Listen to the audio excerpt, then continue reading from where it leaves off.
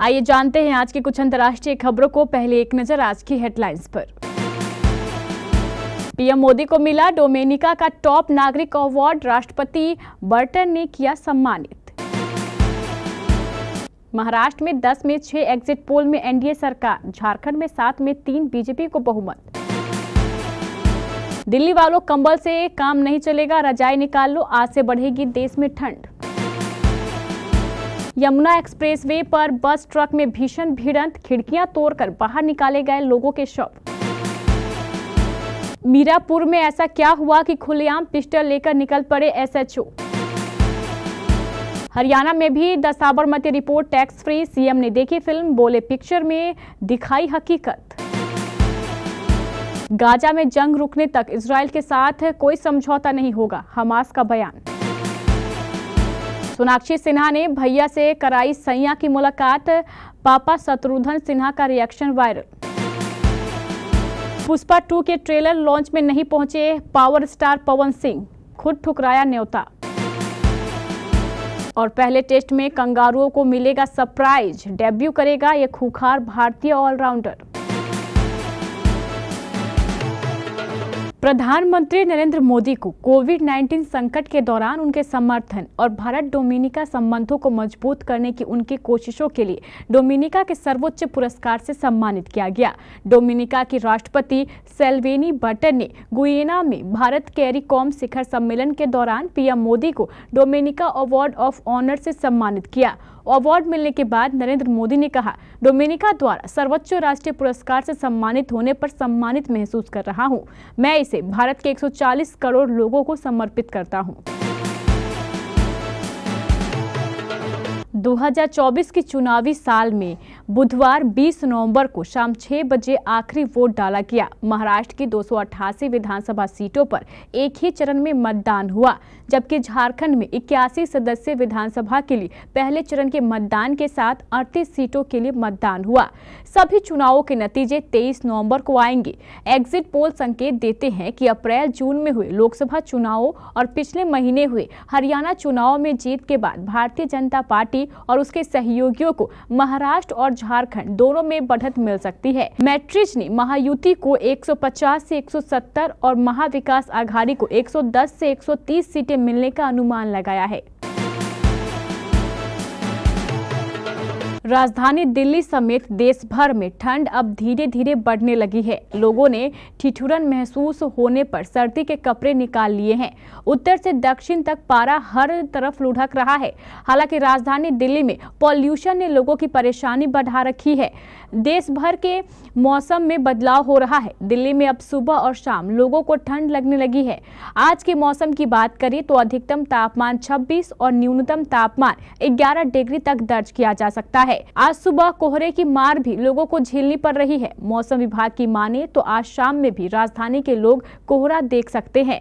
22 नवंबर से 26 नवंबर के बीच अधिकतम पारा 26 तो न्यूनतम 14 डिग्री रह सकता है। उत्तर प्रदेश के अलीगढ़ में ट्रक और बस के बीच हुई टक्कर से बड़ा हादसा हुआ है। इस दौरान 5 सवारियों की मौत हो गई और 15 लोग घायल बताए जा रहे हैं। यमुना एक्सप्रेसवे 56 नंबर पर double decker private bus beer बोतलों के स्क्रैच से भरे ट्रक में पीछे से घुस गई। ट्रक में हुई टक्कर के बाद बस के परखच्चे उड़ गए। हादसे में मरने वालों में 5 महीने का एक बच्चा, एक महिला और 3 पुरुष शामिल है।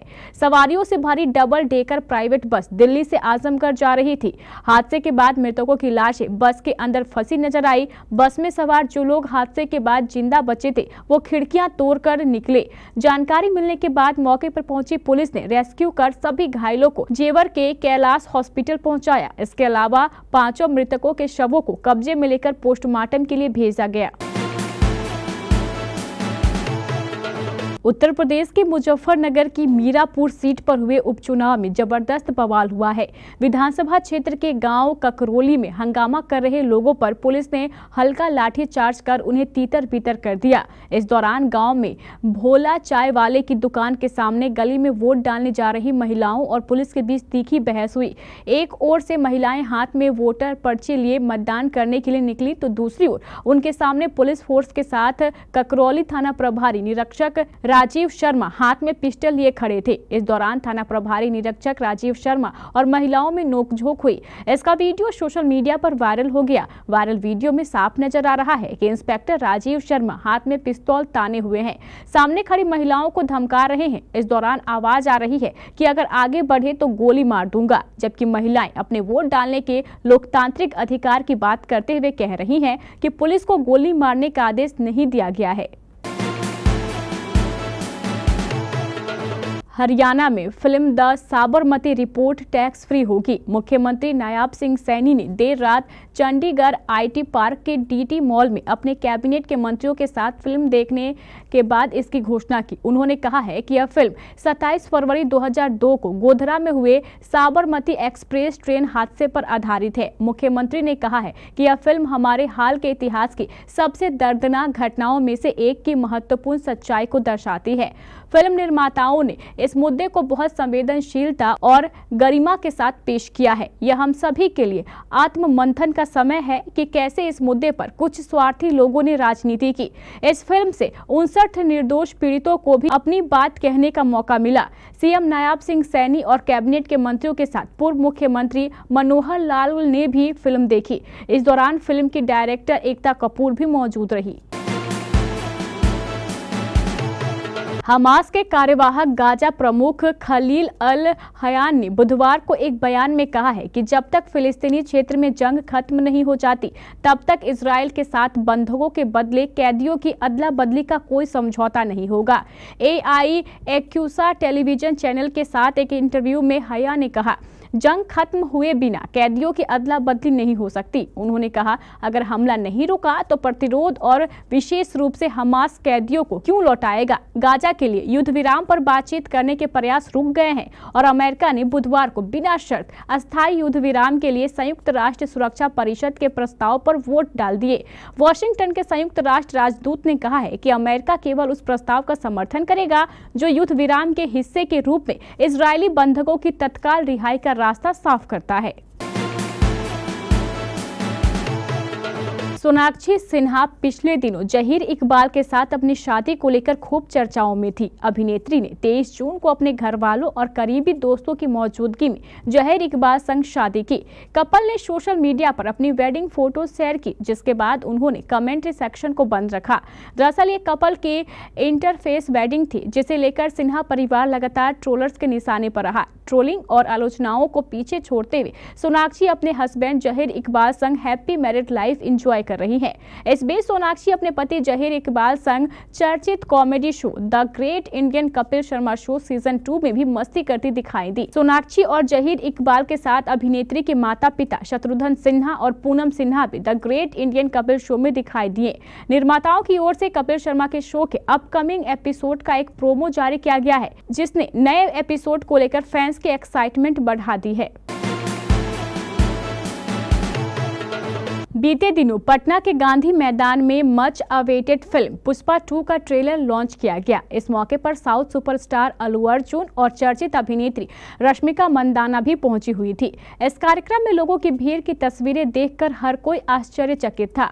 सोशल मीडिया पर इस इवेंट से जुड़ी कई वीडियो ट्रेंड कर रहे हैं, लेकिन क्या आपको पता है कि इस इवेंट में पावर स्टार पवन सिंह को भी बुलाया गया था? जी हाँ, इस बात की पुष्टि खुद पवन सिंह ने की। उन्होंने एक स्टेज शो के दौरान यह बताया कि पुष्पा 2 के ट्रेलर लॉन्च से पहले उन्हें भी न्योता मिला था, लेकिन उन्होंने इस आमंत्रण को ठुकरा दिया। आपको बता दें कि इस ट्रेलर लॉन्च इवेंट में भोजपुरी अभिनेत्री अक्षरा सिंह भी मौजूद थी और उन्होंने एक डांस परफॉर्मेंस भी दिया। अब अक्षरा सिंह और पवन सिंह की कहानी से तो आप भली भांति परिचित हैं ही।